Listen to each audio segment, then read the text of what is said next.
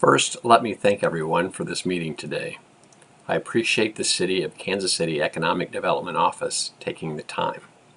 The topic of this presentation is community gardens. Do they matter? Why community gardens? In November of 2013, at the first Big Data Hackathon, we were offered tools and team players to work with the city's data to see what we could glean from it. While it was a fascinating exercise, it did not provide enough time to fully flesh out the important results, in my opinion anyway. My effort here is to follow on from that event to show that community gardens indeed matter, a subject that we started at the hackathon. Community gardens offer a solution to a problem that Kansas City, as well as every major metro in the U.S., suffers from.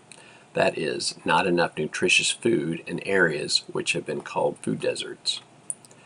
The lack of good quality local food has resulted in poor health and oddly higher obesity in these food desert areas.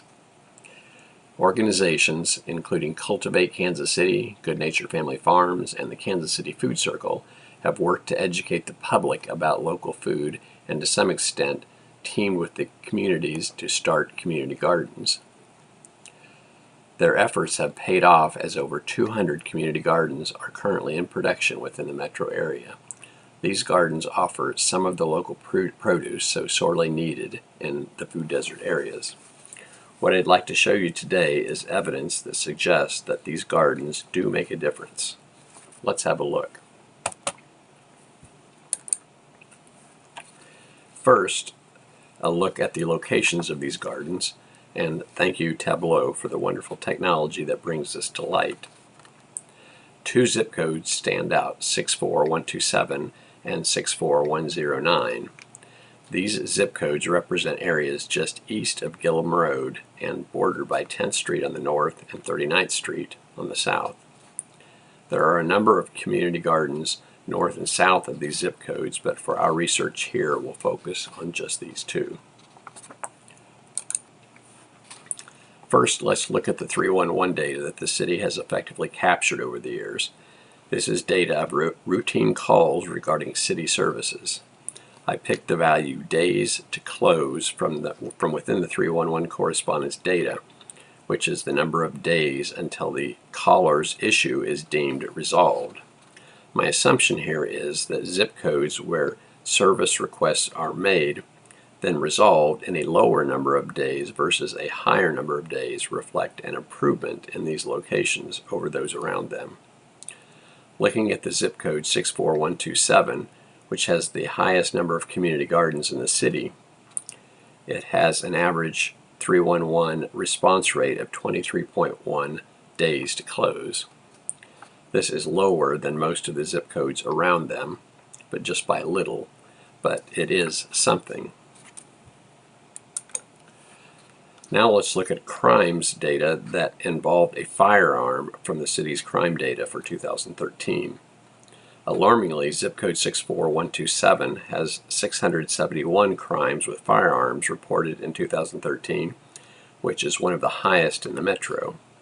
This might suggest that our community gardens are having no impact in this zip code. But focusing on zip code 64109, the area with the second most community gardens, it has substantially less crimes involving a firearm at 236, which is lower than most of the zip codes around it.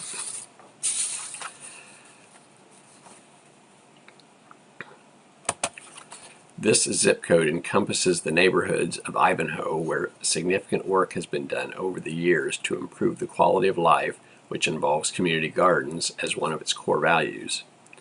From this, we can see that at least some indication that community gardens offer a measure pointing to a means of improving the quality of life. It would be interesting to see if some of the efforts used with the Ivanhoe neighborhood, zip code 64109, can be extended to neighborhoods in zip code 64127. Perhaps they started later with their community gardens and the positive impact has not yet shown. Community gardens involve quite a lot of work, but they force a community to come together to plan out the steps for success, such as confirming the quality of soil, identifying the best crops to plant, then planning how this can be achieved. It also requires that those directly involved plan ahead regarding distribution of the produce when it becomes ripe. A community with a number of such gardens can achieve some measure of comfort with the bounty of their labor. This is high-quality food which is not readily available in the food desert areas where grocery stores are notoriously absent. But most of all,